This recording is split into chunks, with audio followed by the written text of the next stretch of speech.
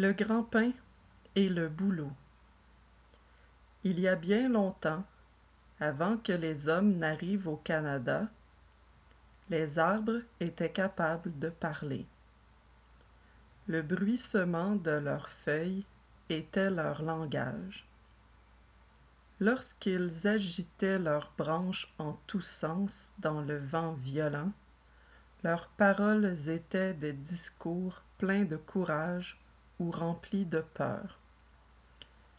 La forêt était peuplée d'une multitude d'arbres.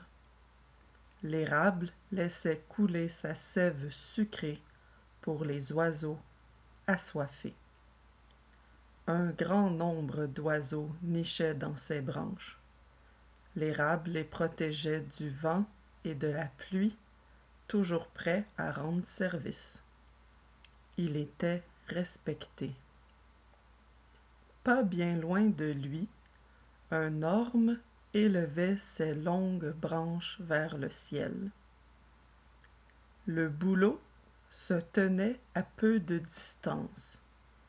Il était mince et élégant.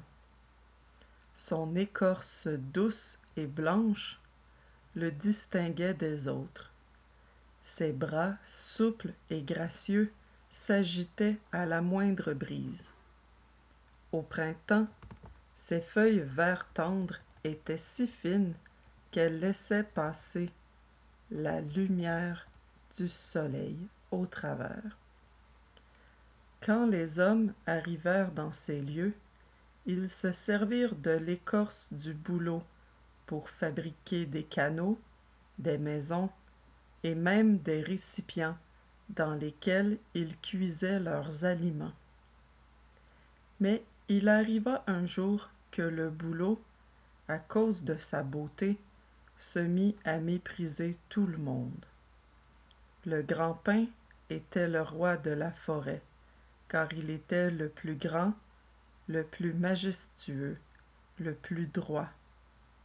C'est à lui que chaque arbre devait faire un salut en courbant la tête un peu comme on manifeste son obéissance au roi. Un jour d'été, la forêt resplendissait des parfums et des couleurs de milliers de fleurs. Une quantité d'oiseaux, des gros, des petits, des gris, des jaunes et des rouges, n'arrêtaient pas de chanter. Les arbres bougeaient doucement et agitaient leurs feuilles pareilles à des rires et chants joyeux. L'érable remarqua que le bouleau ne participait pas à cette réjouissance collective. « Es-tu malade, bouleau ?» demanda le gentil érable. « Pas du tout, » répondit le bouleau. « Je ne me suis jamais si bien senti. Mais pourquoi donc devrais-je me joindre à vous qui êtes si ordinaire ?» L'érable, surpris de cette réponse, se dit que le roi ne serait pas content d'entendre de telles paroles. Car la première tâche du roi Grand Pin était de faire respecter l'harmonie parmi ses sujets. « Tais-toi, dirent les arbres au bouleau. Si le grand pin t'entend. » Tous les arbres étaient très solidaires les uns des autres. Seul le bouleau refusait l'amitié de ses compagnons. Il se mit à agiter ses branches avec mépris et déclara: « Je me fiche bien du roi. Je suis le plus beau de tous les arbres de la forêt, et dorénavant je refuserai de courber la tête pour le saluer. » Le grand pin, qui s'était assoupi, s'éveilla tout d'un coup en entendant son nom.